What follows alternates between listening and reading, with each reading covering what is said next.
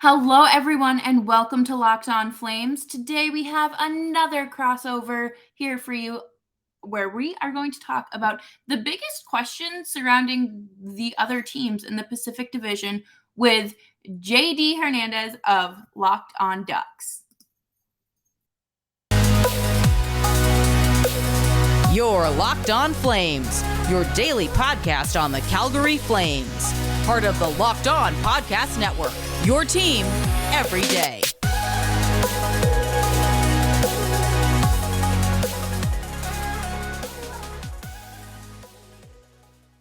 This episode is brought to you by BetOnline.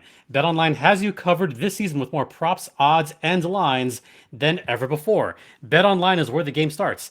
And by the way, speaking of BetOnline, they have lines for Stanley Cup Finals for next season.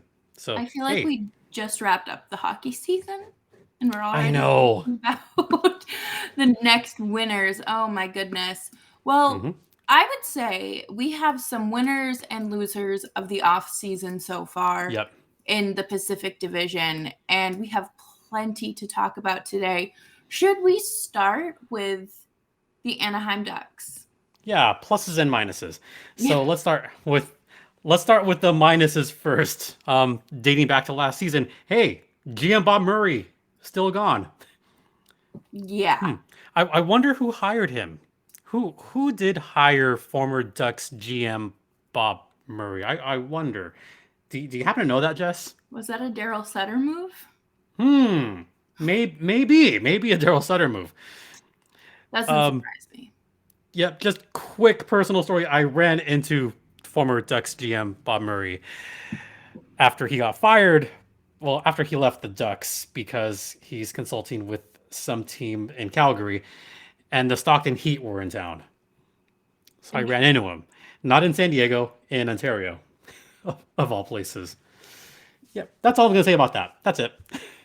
Well, I hope he's doing well. I hope everyone in that organization is having a good summer. What's your biggest question for your team? Because I feel like that's where we can start in order to gauge how my question might go. Okay. So the biggest question for the Ducks is going to be the youth. How are they going to step up and how are they going to fit into this team now that Getzlaf is retired?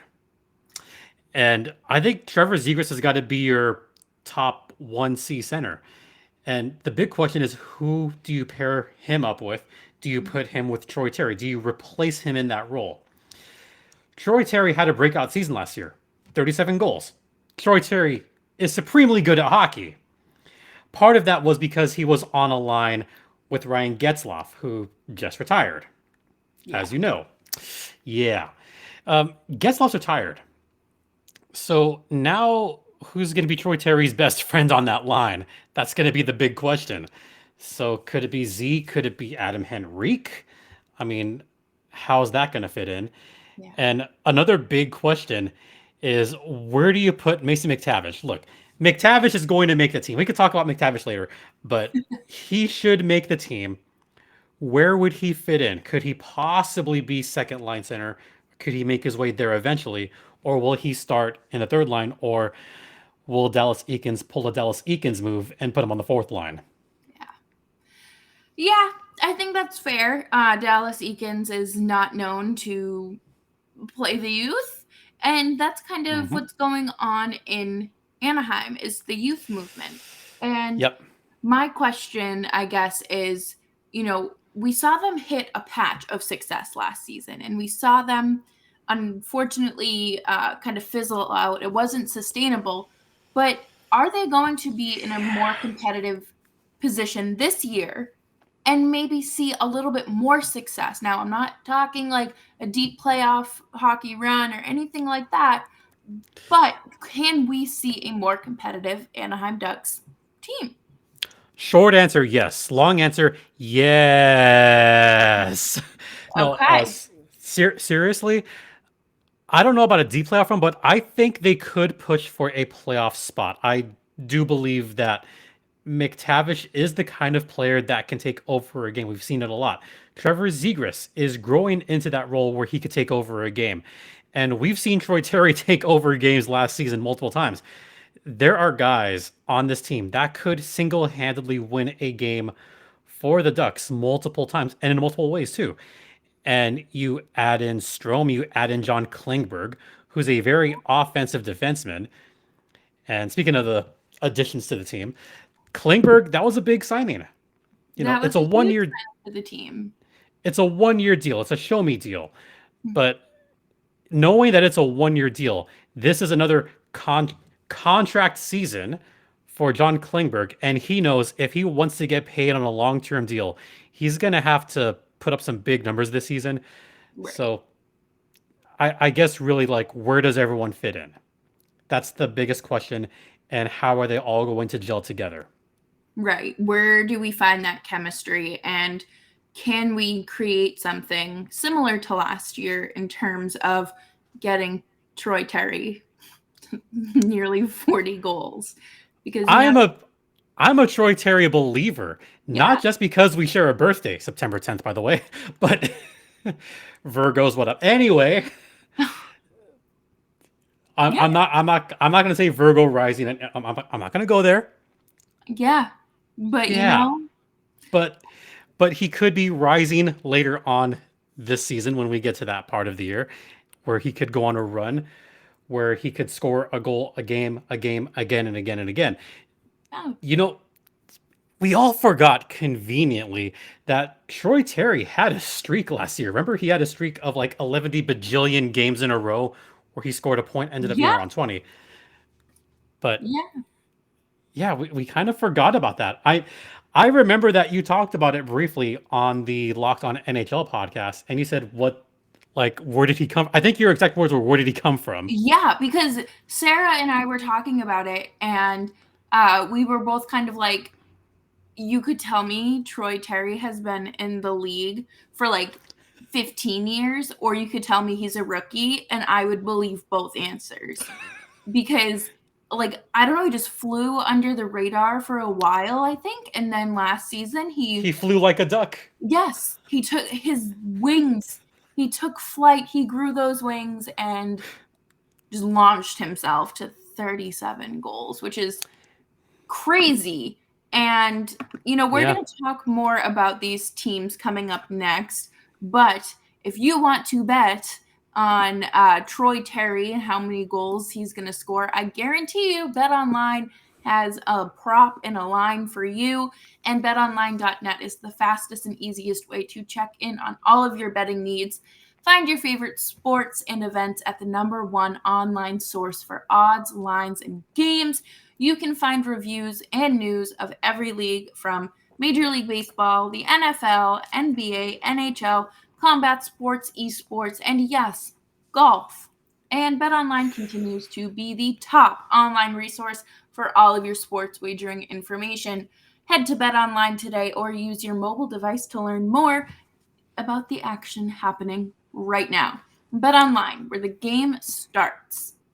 Bet responsibly, folks. Yes, please bet responsibly. Do not bet on the. I'll do this once. Do not bet on the Phoenix Coyotes. Sorry. That's my one. I'm allowed this month. That's fair, and I'm very happy you're doing it on Locked On Flames. Well, it's a crossover, but we all appreciate a good. I would never do this on Locked On Coyotes. They would yell at me. Yeah, you'd be booted from the studio. I probably would. So, yeah, Troy Terry could launch Pad McQuack his way to 40 goals this season, maybe. Ha! There's your DuckTales reference. I love that. Yeah. Could he get 40? Maybe. It depends. I believe in him. I think if the team has, a solid mesh with chemistry and kind of getting their lines in order, or should I say all of their ducks in a row, they will be able to probably have a 40-goal scorer and multiple 20-plus goal scorers. Bravo. Thank you very much. Speaking of chemistry and new faces, a division rival of the Ducks, the Flames, they've got some additions and subtractions as well, and some interesting ones. Some Yes. that made a big splash. There was the major subtraction. I mean, you know, let's talk about it for just a few seconds. Johnny Gaudreau's the big minus, but a huge plus in Jonathan Huberdeau. So you're replacing one John with another John. So Yeah. you could keep the same goal song and play Johnny Be Good. Could you imagine? I think Flames fans would be even like feel even more betrayed, but I love it. I think that would be incredibly like I don't know, just There's petty. there's plenty of other songs with John in the name that you Right. could use. Although But it might be a bit trolling. But how do you see the chemistry with Jonathan Huberdeau on this team? I see this as a giant positive because the Flames Darryl Sutter hockey is very replicable and you can Hmm. just play that same game night in and night out, and we saw how well that worked for this Flames team last year. And the fact that you could train an old dog, Johnny Gaudreau, 27 years old, and I'm referring to him as old, but he was able to change his game and become a two-way player. And you know what? All the 30 somethings watching, I apologize. Yeah, no, I mean, I'm 27. I'm about to be 27, and it kills me referring to like players like 28, 29, like entering the quote unquote wrong side of their 30s. According to this, isn't my verbiage, this is sports. But, I think Huberto coming in really saves the Flames. I think it helps a lot. Did I think I don't mean this to be disrespectful to Matthew Tkachuk because obviously he was a very important player for the Flames last year. But I do think his line mates and where he was in the lineup helped a lot Yeah. more than if he, when he goes out to Florida, Sunshine, Florida, and plays with whoever he's playing with. And almost the same thing with Gaudreau in Columbus because that line was so special. I Hmm. don't know who the top line center in Columbus is.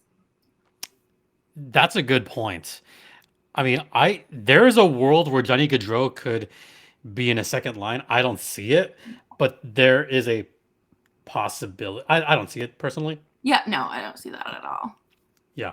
But I don't know. I don't know what either of those two teams look like enough to say the Flames won the trade. The Flames, what I will say is the Flames did upgrade from July 8th. No, when did free agency open? July 13th, rather. Yeah.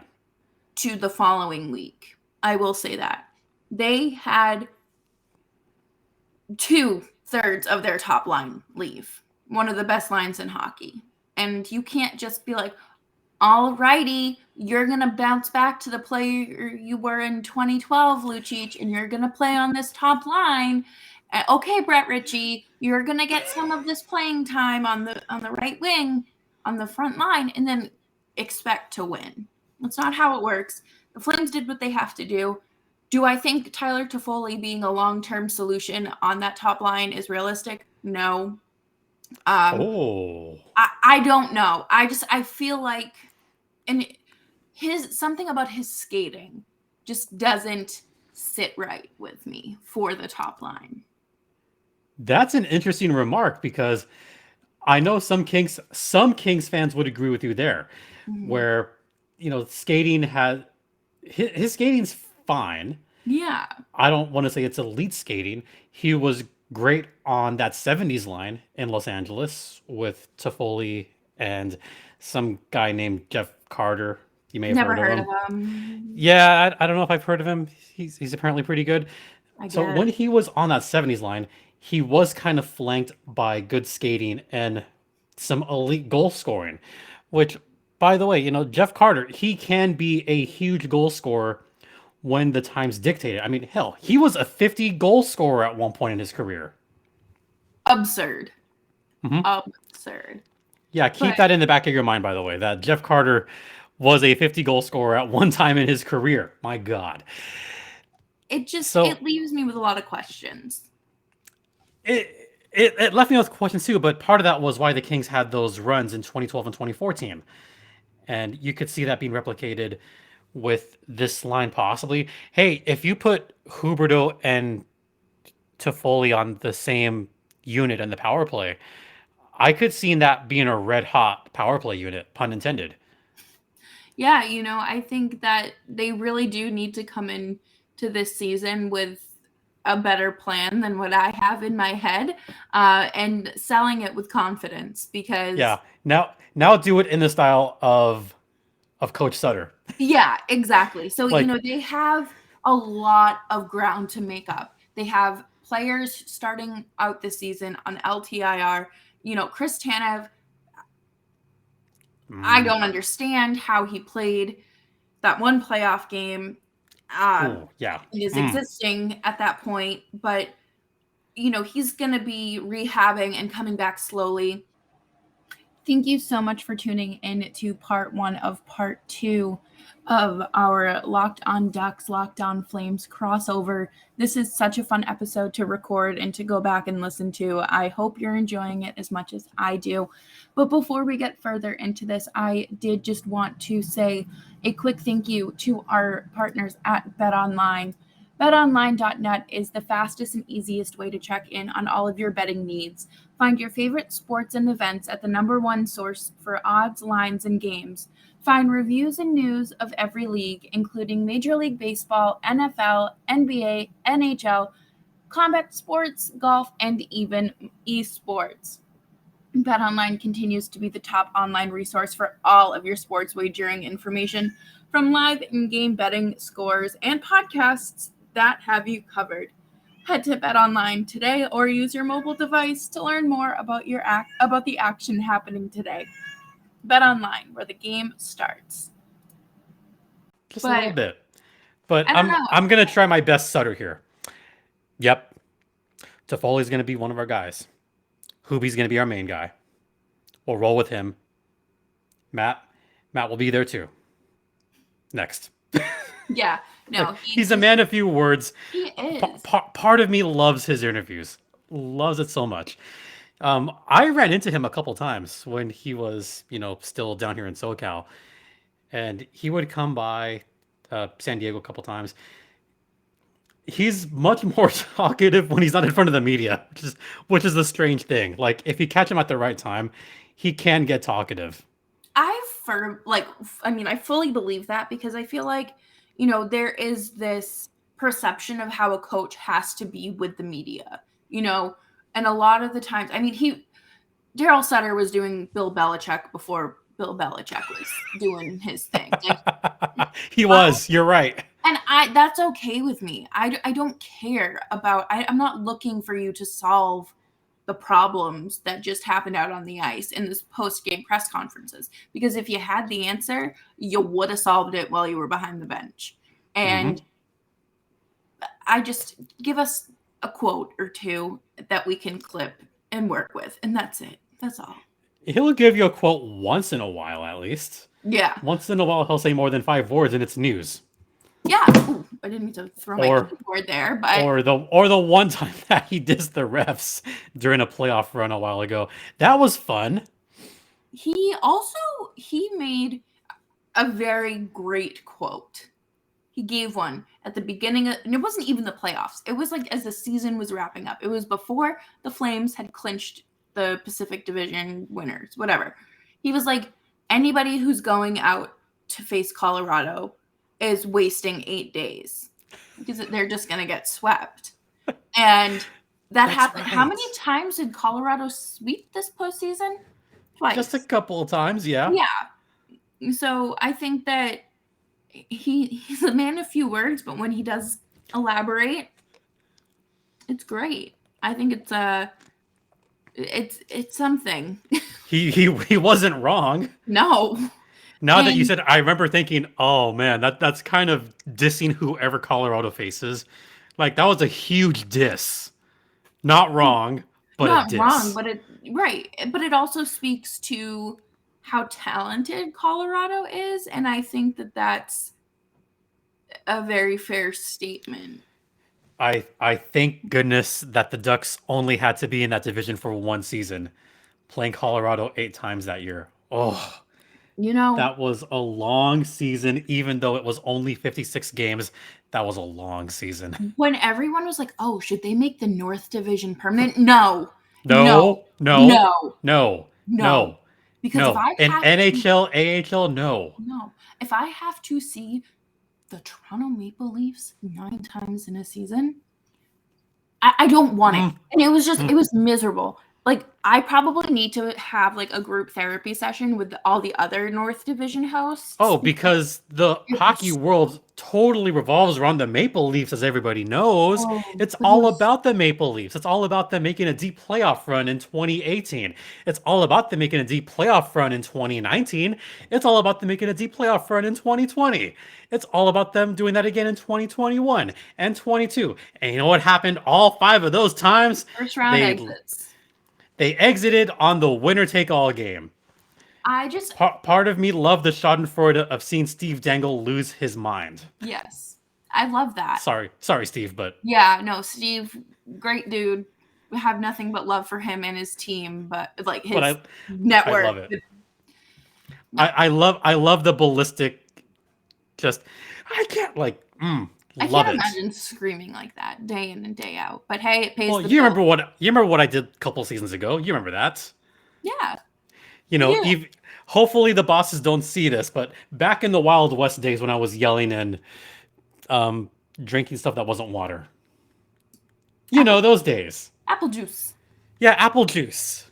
Fermented, delicious apple juice. Anyway, uh, you know, we're doing this crossover, and both of our teams are in the Pacific Division, but we could get a lot of discussion out of talking about just the division at large, Yeah, because there's a lot of questions around the entire division. We could probably go through all of these teams yeah, and probably get like 3 days worth of content because we're both so talkative. yeah. Honestly, and Yeah. 100%. Like I wrote down my questions because I wasn't gonna remember them off the top of my head. And I was like, we could easily dissect all of these in a week's worth of content, Oh yeah. probably more. I mean, the one team that I won't talk a whole lot about is the San Jose Sharks because, you know, as the talking heads said, same as it ever was. Yeah, Same as it ever was. that's pretty They're much what old. I have written down. Yeah, Will they they're be able to old. take steps in They have positive they have they progress? have big contracts. The only change is that the Barracuda are in a new arena. That's yeah. But the Barracuda have some cool new jerseys. They do. I really like those, and I Those are hope those are nice. those are. I really like them. Oh, speaking of new AHL jerseys, I can't believe I didn't talk about this. There's a new kid in town in Calgary. You know, I cover the American Hockey League primarily, Yes. and I'm a little sad that the Stockton Heat are no more, mainly because there's some great people that work in Stockton. I made Mhm. friends up there, they're really cool. And now they're the Calgary Wranglers. That's a little strange. That arena is going to be just busy all the time, and I'm going to have to get used to seeing the Calgary Wranglers when they come down here with their San Diego, Ontario visits when that Yeah. happens. So That's a little strange, isn't it? But hey, look at who's going to be the new captain of the Calgary Wranglers. A Sutter. wow, I cannot believe nepotism has once again won in hockey. Hold on. Wait. I will say this.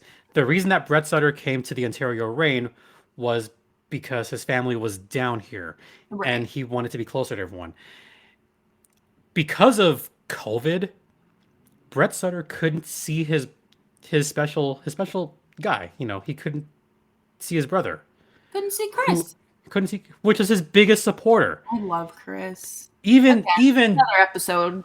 even Ducks fans love Chris. He was at the 10th anniversary of the Kings reunion this past weekend. Yep. Chris Sutter is a hockey icon. He is. Did I ever talk about the time I ran into him in Anaheim? No, please share. No. So this wasn't during a Ducks game. This was during a Rain Goals preseason game at the Pond because Brett Sutter was there. And you know who was roaming the hallways? Chris. You know who else roamed the hallways? Darryl. You know who else roamed the hallways and I bumped into? Mike Stuthers, the former Rain coach, the now Ducks assistant coach, because, we go back a ways. So it was good seeing all those guys in that atmosphere where you're like, everyone's just chill. Yeah. And everyone's like, yeah, I'll talk to you. I remember you. I remember like we talked for a bit. And then I see Chris with just the biggest smile on his face because Brett Sutter is right there warming up and he's got the biggest smile. And even some of the Ducks fans were like, we remember you. We love you. And, the Ducks fans that were there that do know him, they talked to him, got a picture. So he's just beloved by a lot of the teams in the Pacific Division. And that's actually kind of the main reason why Brett left Ontario, went to go to Calgary, is to be closer to his family and to be closer to his brother, who he cares so deeply about. I don't know. I know that Darryl he did an interview where he talked about how important Calgary is and how important it was for him and obviously his family to be there for the resources that they have at the time, that they had at the time for Chris, and how just it's more than just home to them. It's something so much more. And I feel like that's, there's moments like that when you look into players and coaches' lives and see like the real aspect of life, the human side of them, like Nick Foligno deciding to come to Boston because his daughter has a heart condition and they were going to be right down the street from Boston Children's Hospital where she has been followed her entire life by doctors. Darryl going back to Calgary, Brett going back to Calgary, and even Gaudreau going to Columbus, so he doesn't have to worry about international travel the same way that he did with COVID. And Calgary fans, I swear to God, they'd never looked at a map before in their life, and they don't know how planes or transportation works because they're here for you. Locked On NHL is still here for you 5 days a week, and I look forward to sharing part 2 with y'all on Friday. Bye-bye.